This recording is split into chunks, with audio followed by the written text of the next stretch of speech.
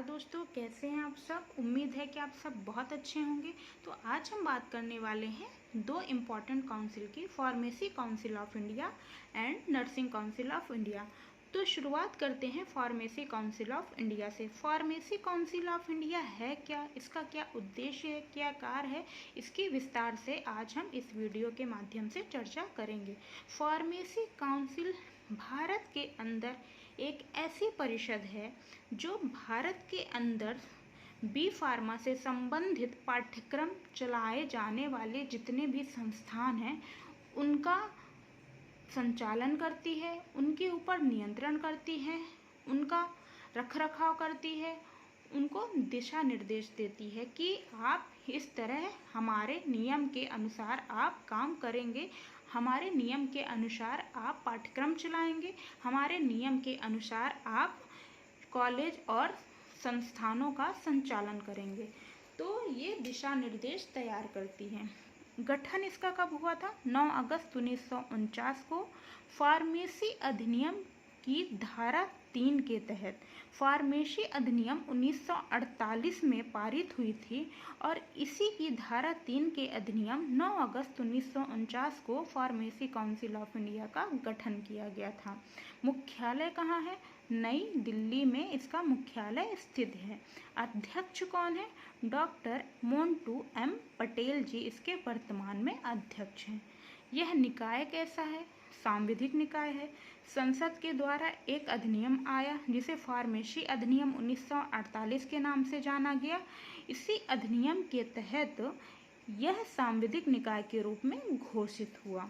तो यह सांविधिक निकाय है। संसद के द्वारा पारित अधिनियम के अनुसार यह सांविधिक निकाय के रूप में गठित किया गया। बात करते हैं इसके मंत्रालय की। मंत्रालय यह किस मंत्रालय के अंतर्गत काम करता है? स्वास्थ्य एवं परिवार कल्याण मंत्रालय के अंतर्गत। तो इसके केंद्रीय मंत्री कौन होंगे? डॉक्टर मनसुख मांडविया। स्वास्थ्य एवं परिवार कल्याण मंत्रालय के केंद्रीय मंत्री डॉक्टर मनसुख मांडविया जी हैं और राज्य मंत्री डॉक्टर भारती प्रवीण पवार जी हैं। बात करते हैं फार्मेसी अधिनियम 1948 की। फार्मेसी अधिनियम का पहला पॉइंट क्या कहता है? फार्मेसी अधिनियम 4 मार्च 1948 को संसद द्वारा पारित किया गया था। यह अधिनियम कब पारित किया गया था? 4 मार्च 1948 को। किसके द्वारा? संसद के द्वारा।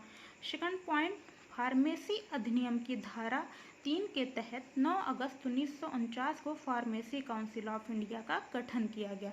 फार्मेसी अधिनियम की धारा 3 के अकॉर्डिंग 9 अगस्त 1949 को फार्मेसी काउंसिल ऑफ इंडिया का गठन किया गया। फार्मेसी अधिनियम 1948 में आई और इसकी जो धारा 3 है इसके अनुसार 9 अगस्त 1949 को फार्मेसी काउंसिल ऑफ इंडिया का गठन कर दिया गया। अब फार्मेसी अधिनियम क्या कहता है कि भाई केंद्र में तो एक फार्मेसी काउंसिल ऑफ इंडिया का गठन हो गया है, अब राज्य में भी फार्मेसी परिषद होनी चाहिए।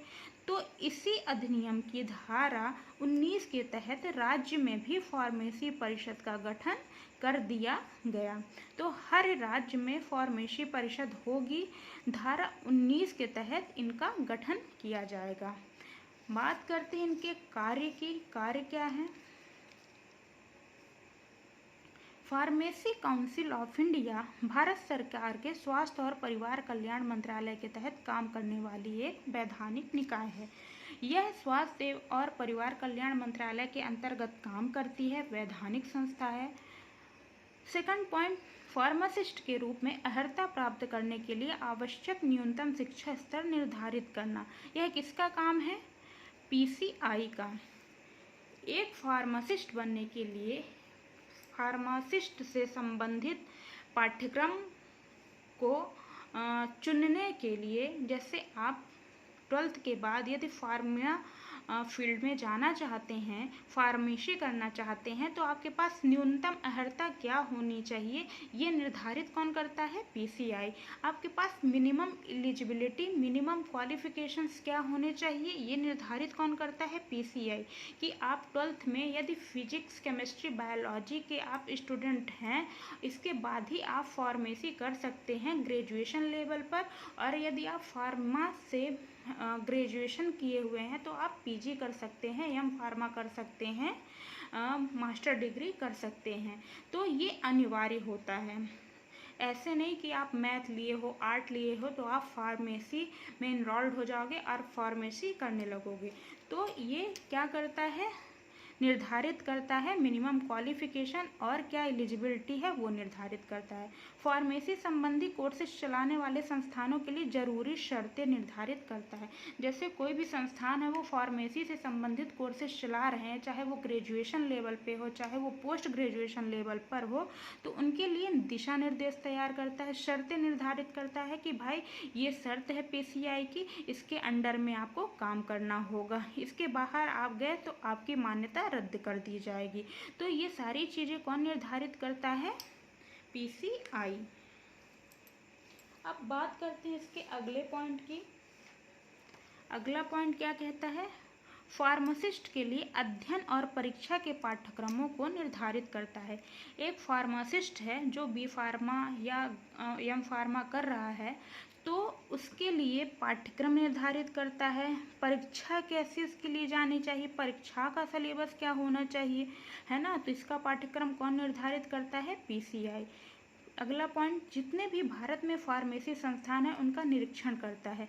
आप संस्थान को अच्छे से संचालित कर रहे हैं कि नहीं, संस्थान में कोई कमियां तो नहीं है, सलेबस करिकुलम्स कैसे हैं, सही ढंग से चल रहे हैं कि नहीं, सही तरीके से आप इनका संचालन कर रहे हैं कि नहीं, आपने सलेबस में क्या क्या चीज़ें इंक्लूड की हैं, सही चीज़ें आपने, पाठ्यक्रम आपका सही है, लेसन्स प्लानिंग कैसी है, ये सारा कुछ कौन निरीक्षण करता है, पीसीआई। फिर उसका असेसमेंट करता है।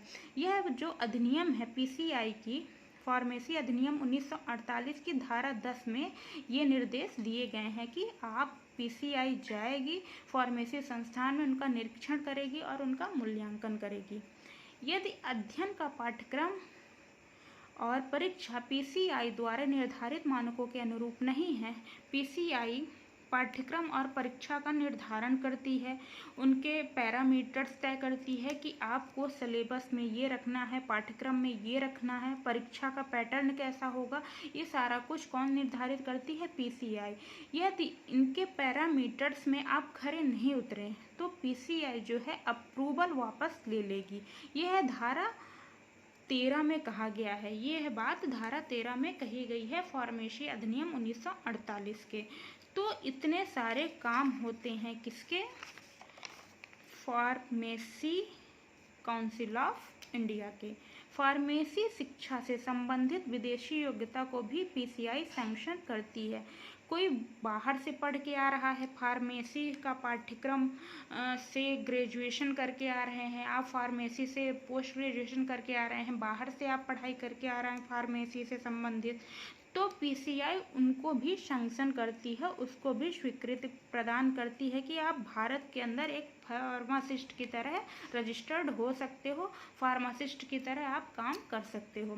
फार्मासिस्टों की केंद्रीय रजिस्टर को बनाकर रखती है पीसीआई। जो फार्मासिस्ट होते हैं, जितने भी फार्मा से संबंधित संस्थान होते हैं, तो वो ग्रेजुएशन और पोस्ट ग्रेजुएशन करवाते हैं संस्थानों में। पोस्ट ग्रेजुएशन करवाया फार्मा से, यूजी करवाया, तो जो भी विद्यार्थी पढ़ चुके हैं और वो फार्मासिस्ट की तरह काम करना चाहते हैं और फार्मासिस्ट की तरह रजिस्टर्ड हो गए हैं केंद्रीय सरकार के अंतर्गत, तो उनका एक रजिस्टर बनाकर तैयार करती है पीसीआई। पूरे देश में शैक्षिक मानकों का एक समान कार्यान्वयन सुनिश्चित करती है कि आपको सारे विद्यार्थियों को जो भी फार्मा से संबंधित शिक्षा प्राप्त कर रहे हैं, उनको प्रदान किया जा रहा है, तो एक समान तरीके से उन्हें शिक्षा को प्रदान किया जाए, एक रूपता लाई जाए शैक्षणिक कार्यक्रम में। बात करते हैं हम pharmacy council of Madhya Pradesh की। मध्य प्रदेश की परीक्षा है तो pharmacy council of Madhya Pradesh थोड़ी सी जान लेते हैं। Pharmacy council of Madhya Pradesh की स्थापना फार्मेसी अधिनियम 1948 की धारा 19 के तहत की गई। तो मध्य प्रदेश हर राज्य में फार्मेसी काउंसिल ऑफ इंडिया जो है, तो उसके अंतर्गत जो अधिनियम है फार्मेसी अधिनियम 1948, तो उसकी धारा 19 यह कहती है कि हर राज्य में एक फार्मेसी परिषद होनी चाहिए। तो इसी के तहत मध्य प्रदेश में भी फार्मेसी की स्थापना की गई। मुख्यालय टीटी नगर भोपाल में है इसका। अब बात करते हैं वर्ल्ड फार्मासिस्ट डे की। यह 25 सितंबर को मनाया जाएगा, जिस दिन हमारी परीक्षा होनी है MPPSC रजिस्ट्रार की। अभी तो डेट पोस्टपोन्ड हो गई है, अब देखते हैं कब होगी। संगठन कैसा है इसका? संगठन अध्यक्ष होंगे, सदस्य होंगे। सदस्य कैसे होंगे? इलेक्टेड मेंबर 8 होंगे, नॉमिनेटेड मेंबर 8 होंगे, एक्स ऑफिशियो मेंबर 3 होंगे। तो संरचना कुछ इस प्रकार से है। अब इलेक्टेड मेंबर 8 कहाँ कहाँ से लिए जाएंगे, नॉमिनेटेड कहाँ कहाँ से लिए जाएंगे, ये भी देख लेते हैं। इलेक्टेड मेंबर 6 मेंबर UGC के द्वारा सेलेक्ट किए जाएंगे, जिन्हें टीचिंग प्रोफेशन में एक्सपीरियंस हो, मतलब टीचिंग प्रोफेशन से वो संबंधित हो। 1 मेंबर NMC द्वारा लिया जाएगा, नेशनल मेडिकल कमीशन के द्वारा। 1 मेंबर फार्मेसी काउंसिल के द्वारा चुना जाएगा। तो 6 मेंबर UGC द्वारा, 1 मेंबर NMC द्वारा, 1 मेंबर फार्मेसी काउंसिल से। नॉमिनेटेड मेंबर कितने होंगे? 8 होंगे। 6 मेंबर सेंट्रल गवर्नमेंट चुनेगी और 1 मेंबर UGC या AICT के द्वारा चुना जाएगा। 1 मेंबर रजिस्टर्ड फार्मासिस्ट की, किसी भी राज्य का जो फार्मासिस्ट हो, रजिस्टर्ड हो किसी भी राज्य में, उसे चुना जाएगा। बात करते हैं एक्स ऑफिशियो मेंबर की। तो director general of health service का एक सदस्य होगा या ड्रग कंट्रोलर ऑफ इंडिया होगा। तो PCI में फ़िलहाल इतना ही।